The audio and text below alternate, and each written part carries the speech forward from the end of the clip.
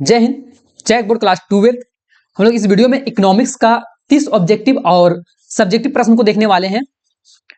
और एक चीज बता देते हैं कि इकोनॉमिक्स एक ऐसा सब्जेक्ट है जिसका प्रश्न बोर्ड एग्जाम में जो है वो अधिकतर प्रश्न जो है वो प्रीवियस ईयर का प्रश्न जो है वो आता है। इकोनॉमिक्स हो गया, बीएसटी हो गया, ये सब ऐसे विषय हैं जो कि पूछा हुआ प्रश्न को जो है वो एक आध साल छोड़ के जो है अगला साल पूछ ही देता है, रिपीट कर करके जो है प्रश्न को पूछता है, कभी कभी तो लगातार पूछे जाता है। तो आप लोग को इकोनॉमिक्स में अगर अच्छा मार्क्स लेके आना है तो आप लोग जो है वो एक ही काम कर सकते हैं, और वो है कि प्रीवियस ईयर जितने भी प्रश्न है सबको जो है क्वेश्चन बैंक से पढ़ लीजिए, और प्रीवियस ईयर जितने भी मॉडल सेट है सबको पढ़ लीजिए। इसके अलावा आप लोग को कोई भी चीज पढ़ने की जरूरत नहीं पड़ेगा। और ये आप लोग का प्रीवियस ईयर मॉडल सेट है 2024 का, तो उसी का हम लोग देखेंगे। और इकोनॉमिक्स में अगर अच्छा अंक लाना है तो प्लीज आप लोग जो है वो जितने भी प्रीवियस ईयर क्वेश्चन है सारा का सारा क्वेश्चन बैंक के थ्रू आप लोग पढ़ लीजिए। इकोनॉमिक्स बहुत अच्छे से एग्जाम चला जाएगा। और इकोनॉमिक्स वाकई में एक टफ सब्जेक्ट भी है। जिनको लगता होगा कि ये टफ सब्जेक्ट नहीं है तो उनको खुद पता है कि क्या इस तरह मतलब जो है क्या सब्जेक्ट है इकोनॉमिक्स हो। तो हम लोग यहां शुरू करेंगे सबसे पहला प्रश्न से। निम्नलिखित में से किस वक्र से संसाधनों का उत्तम विनिधान से दो वस्तुओं की अंतिम संभावित उत्पादन संयोग को जो है वो दर्शाया जा सकता है? समोत्पाद रेखा, मांग वक्र, कुल उत्पाद वक्र, और लास्ट जो है वो उत्पादन संभावना वक्र। तो इसका सही आंसर जो हो जाएगा वो उत्पादन संभावना वक्र ही हो जाएगा। नेक्स्ट है कि निम्न में से किस प्रश्न का संबंध व्यष्टि अर्थशास्त्र से है? कूटों का प्रयोग करते हुए विकल्प का चयन करना है। देखिए, व्यष्टि और समष्टि का मतलब आप लोग जो है पूरा क्लियर कर लीजिए।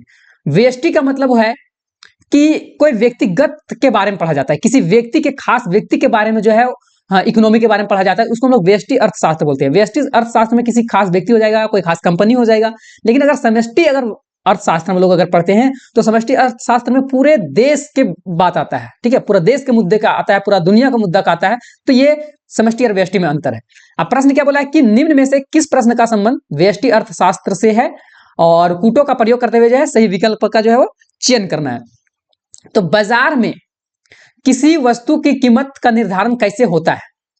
दूसरा जो है वो देश में संसाधनों का विनिधान कैसे हो, एक फर्म का कुल निर्गत स्तर क्या हो, और एक देश में वस्तुओं की कीमतें क्यों बढ़ती है। तो इसका सही आंसर जो है पहला नंबर हो जाएगा और तीसरा नंबर, ठीक है। बाजार में किसी भी वस्तु का कीमत का निर्धारण कैसे हो, यह चीज निर्भर करता है।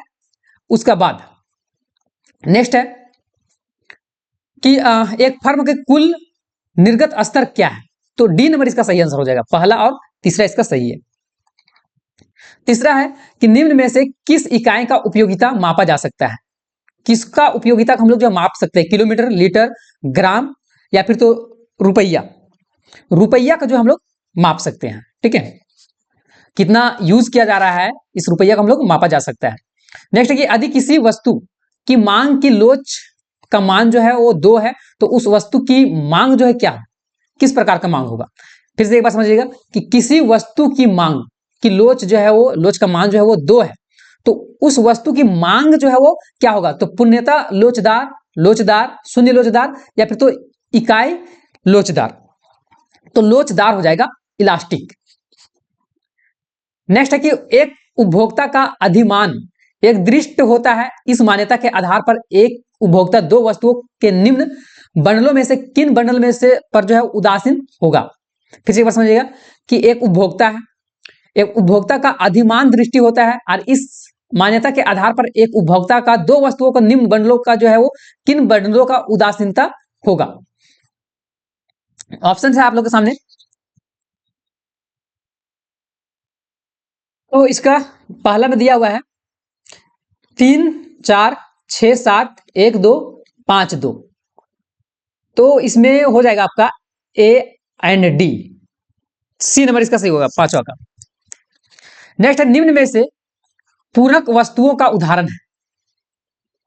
चाय और कॉफी, कलम और स्याही, कलम और जूते, रसगुल्ला और गुलाब जामुन। मतलब एक दूसरे को पूरक, पूरा मतलब जो है वो कौन करता है, ठीक है। तो चाय जो है कॉफी को पूरा करता है? बिल्कुल नहीं करता है। कलम स्याही को पूरा करता है ना।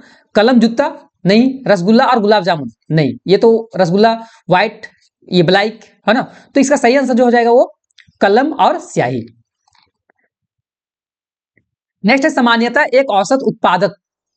सामान्यतः एक औसत उत्पाद जो है वक्र का आकार का होता है। किस प्रकार का? एक सरल रेखा, यू आकार का, या फिर तो अति परवलयीय, या फिर तो उल्टे यू आकार का। तो उल्टे यू आकार का इसका सही आंसर होगा। नेक्स्ट है कि पैमाने का स्थिर प्रतिफल के उत्पादन फलन में यदि साधनों को दुगुना वृद्धि किया जाए तो उत्पादन का वृद्धि जो होगा वो कितना गुना बढ़ जाएगा? तो ये भी जो है वो दोगुना बढ़ जाएगा, दोगुना हो जाएगा।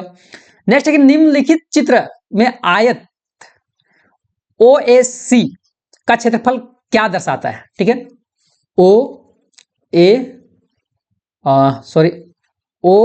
है ना, OABC। इस ये आयत जो दिख रहा है ये किस चीज को दिखा रहा है?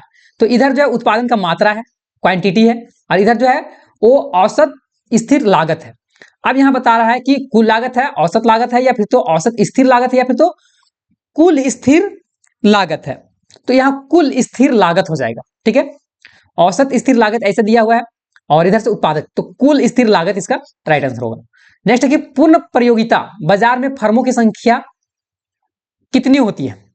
देखिए, the number of firm in perfectly competitive market is.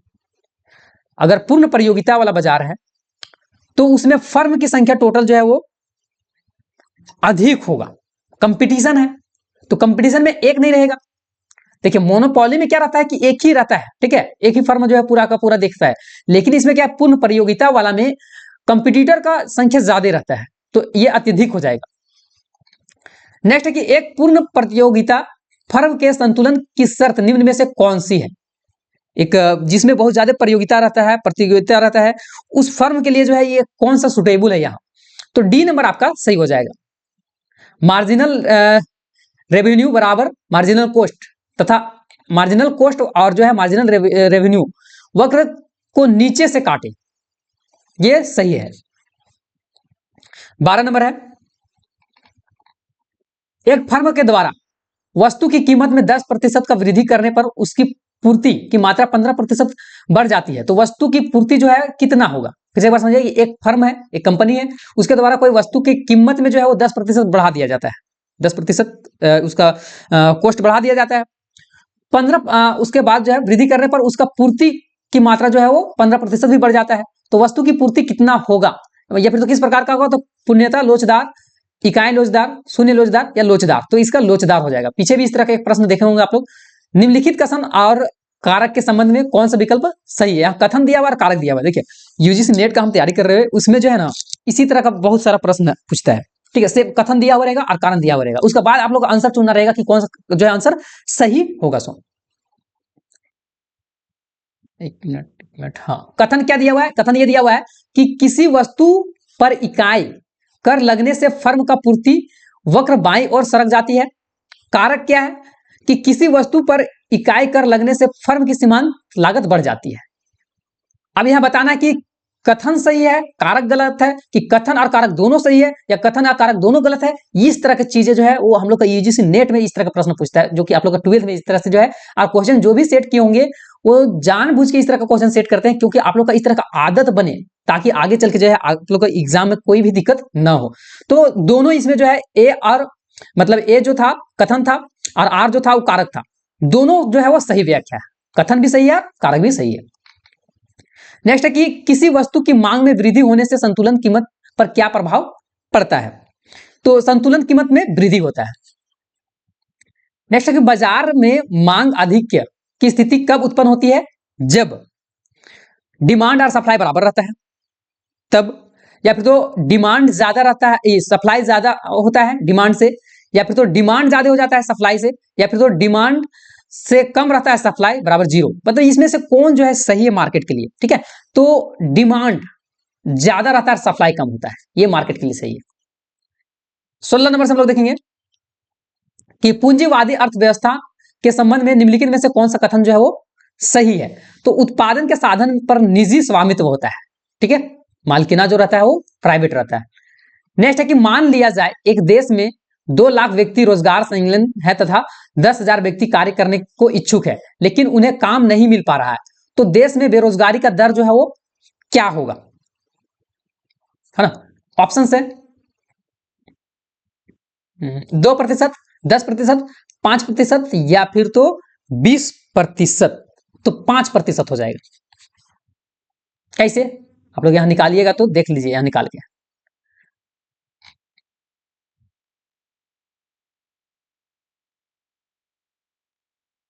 Next है कि अर्थशास्त्र की भाषा में निवेश शब्द का क्या अभिप्राय है। अर्थशास्त्र में अगर निवेश भाषा का प्रयोग किया जा रहा है तो इसका मतलब जो है वो एक ही चीज होता है कि पूंजीगत वस्तुओं का स्टॉक में वृद्धि करना। ठीक है। आय के चक्रीय प्रवाह के दो क्षेत्रक मॉडल के कारक सेवाओं का प्रवाह किस दिशा में होता है। तो परिवार से फर्म की ओर सरकार द्वारा भुगतान की गई वृद्धा पेंशन की राशि निम्नलिखित में से किस समुच्चय का एक भाग होता है। वृद्धा पेंशन जो दिया जाता है ना, वृद्धों को दिया जाता है जो पेंशन, वो किसके अंतर्गत आता है। जीडीपी, जीएनपी या फिर तो नेशनल इनकम या फिर तो पर्सनल इनकम। तो पर्सनल इनकम सही आंसर होगा।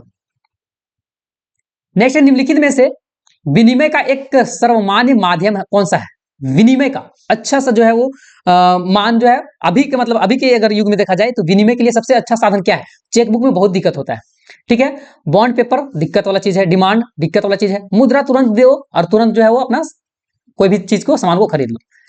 नेक्स्ट कि बाजार दर में वृद्धि का मुद्रा की नकदी मांग में जो है क्या प्रभाव देखने को मिलता है, क्या प्रभाव होता है। तो मुद्रा की नकदी मांग में कमी होती है। नेक्स्ट है कि अर्थव्यवस्था में मुद्रा की पूर्ति को बढ़ाने के लिए एक केंद्रीय बैंक के द्वारा अपनाए गए निम्न उपाय हैं। निम्न कूटों का प्रयोग करते हुए विकल्प का जो है चयन करना है। ठीक है। बैंक की दर में कमी होता है, प्रतिभूतियों की बिक्री होता है, जो सिक्योरिटी होता है उसको बेच दिया जाता है, या फिर तो कोष की अनुपात में कमी होता है। अब ये तीन के अनुसार बताना कि कौन कौन जो है ये तीन में से सही होगा। ठीक है। तो इसमें जो है ए आर सी सही है। कोष के अनुपात में कमी होता है और बैंक के दर में कमी होता है, सी नंबर। नेक्स्ट है कि निम्नलिखित में से किस कर को कागजी कर बोला जाता है। आयकर को, निगम कर को, संपत्ति कर को, या फिर तो कस्टम ड्यूटी जो सीमा शुल्क होता है उसको। तो संपत्ति कर इसमें सही आंसर होगा। निम्नलिखित में से प्रत्यक्ष कर का एक उदाहरण है। डायरेक्ट टैक्स जो है वो किस में दिया जाता है। तो कॉर्पोरेशन टैक्स जो है वो डायरेक्ट दिया जाता है। नेक्स्ट है कि यदि आय में परिवर्तन से उपभोक्ता का उपभोग व्यय अपरिवर्तित रहता है तो इस स्थिति में जो है वो एमपीसी का मान जो है वो कितना होगा, 0 हो जाएगा। नेक्स्ट है कि निम्न में समग्र मांग की एक घटना नहीं है। उपभोक्ता व्यय, निवेश व्यय, निवल निर्यात या वित्तीय परिसंपत्ति पर जो है वो व्यय। तो वित्तीय परिसंपत्ति पर व्यय हो जाएगा, expenditure on financial assets. Next है कि कुल निर्गत में परिवर्तन तथा स्वायत्त निवेश में परिवर्तन का अनुपात को जो है हम लोग क्या बोलेंगे। तो गुणक बोलेंगे। 29 नंबर है विदेशी विनिमय दर क्या है। हाँ, what is a foreign exchange rate, FER है ना, फॉरेन एक्सचेंज रेट। तो वस्तु में कीमत, वस्तुओं की मुद्रा में कीमत, मुद्रा की वस्तु में कीमत, या देशी मुद्रा के विदेशों में कीमत। फॉरेन के लिए जो है देशी मुद्रा हम लोग का है, विदेश में इसका क्या कीमत है, ये चीज डी नंबर इसका सही आंसर होगा। नेक्स्ट है कि वस्तुओं एवं सेवाओं के अंतरराष्ट्रीय लेन देन संतुलन को जो है क्या बोला जाता है। तो व्यापार संतुलन बोला जाता है, बैलेंस ट्रेड।